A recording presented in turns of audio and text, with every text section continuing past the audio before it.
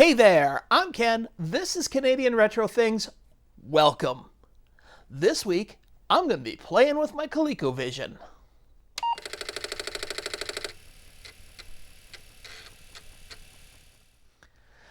Last week, I did a video where I made a simple little circuit on one of these prototyping boards that flashed some LEDs. Well, this week, I'm going to make a circuit on one of these prototyping boards that is going to allow me to have AV output on my ColecoVision. This is a project that I found online, and it's not a very hard project. As a matter of fact, they suggest you just solder the pieces onto the board. Well, I want to make a little circuit board for it, and then I'm going to eventually, not in this video, first I want to get the circuit board working, but I'm going to eventually make up a Gerber file and get these printed up. And where will I get the boards printed up? Well, I will get them from the sponsor of today's video, PCBWay. When you have your working prototype circuit, it's time to have your PCBs printed. PCBWay can do it for you starting as low as $5 for 10 PCBs. Don't have time to solder all the parts onto your new PCB? Well, PCBWay can help there as well. They have assembly services where they will supply the parts for you. You can supply the parts, or do a combination where you supply some parts and they supply the remainder. PCBWay has a lot more than just PCB printing, so visit PCBWay today at www.pcbway.com. The circuit I'm going to build is based on a blog written by Ben Heck, this blog right here, which I'll link in the description. This is not a hard modification to do, and it would be very quick to just solder the few parts needed straight onto the Coleco's board. I want to make it a little neater with a daughter board that can be hidden away. I think possibly under the controllers of the ColecoVision, and the connectors can be fed out the back of the case. The first thing I'm going to have to do is create a schematic. Then I'll solder up the board and connect it to the Coleco. As this isn't going to be my finished product, I'm not going to worry about proper placement or anything yet. So let's get to drawing the schematic. There are 5 parts to this circuit. There is a transistor, a 2N4401-ND transistor,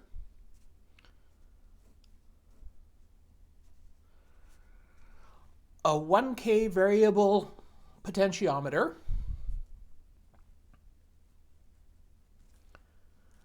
a 1K resistor,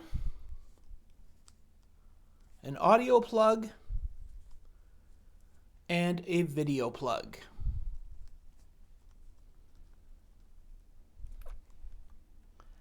Now, with the flat side of the transistor facing you, the right side goes to the 1K variable potentiometer. Its middle leg goes to a plus 12 volt power source. The middle leg of the transistor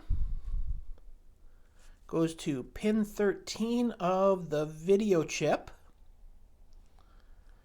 and the left leg goes to the 1K resistor. The positive of the video cable connects in right in between the transistor and the resistor. The resistor goes to ground. Ground on the video goes to ground. Ground on the audio goes to ground. And the center pin of audio goes to pin 7 on the sound chip. And that's it. The variable resistor, doesn't matter what side you connect to, as long as it's the center pin connected to the 12 volts. and you're only connecting up one pin. The first thing to do is solder on the transistor, resistor, and potentiometer. I placed the resistor far enough away from the edge so all of the ground points can be soldered together in a line. Then the transistor goes over one place so the video cable can go between them, and right next to it is the potentiometer.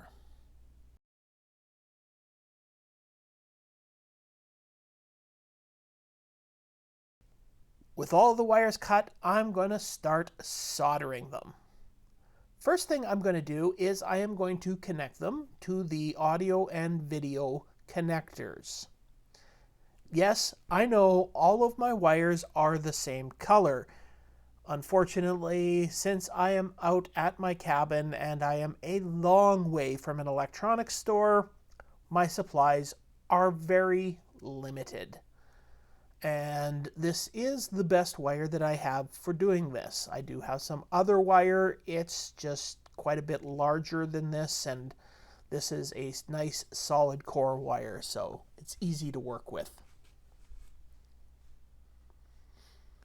The next thing I'm going to do is connect the audio and video plugs to the board. I will then start adding the wires needed for connecting the board up to the ColecoVision's motherboard. With everything soldered onto the board, it's time to connect it to the ColecoVision's motherboard. I've marked each point that I need to solder a wire to with a marker, so hopefully I won't get anything wrong. Now with the ground wire, I could solder it to any ground point on the board, but I'm going to solder it to the point that was suggested in the blog just to make sure that I do it the right way here. That way if I run into any problems, I know that at least my ground is soldered to the right place. And another thing about it is that I'm only soldering one ground wire onto the board because obviously they're all tied together. In the blog, it has the audio ground being soldered to a separate point, but my audio ground is tied into the rest of them, so one ground point.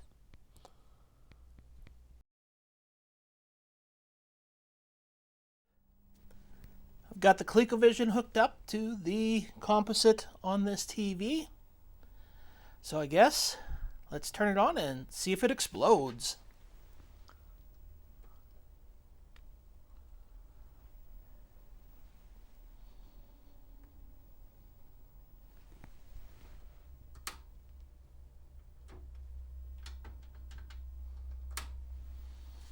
Okay. Either something's not hooked up right or... let me just see here.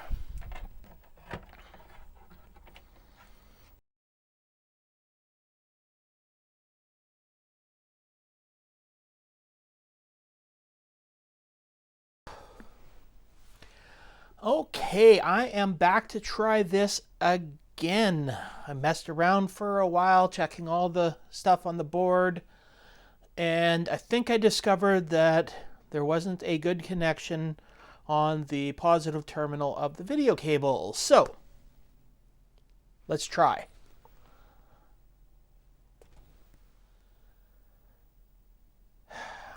Still nothing.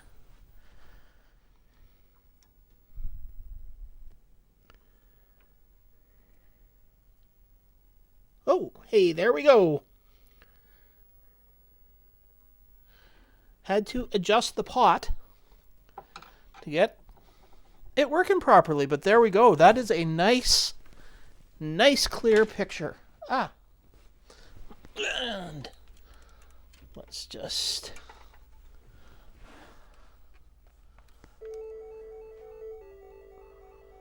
That looks good.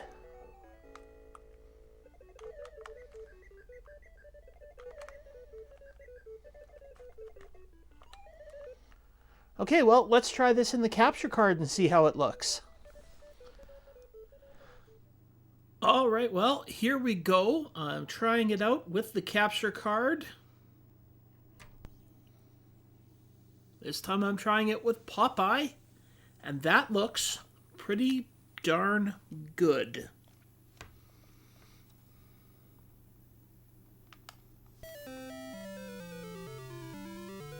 Sounds pretty darn good as well. This is definitely going to make using my capture card for recording off of my ColecoVision about 1000% easier.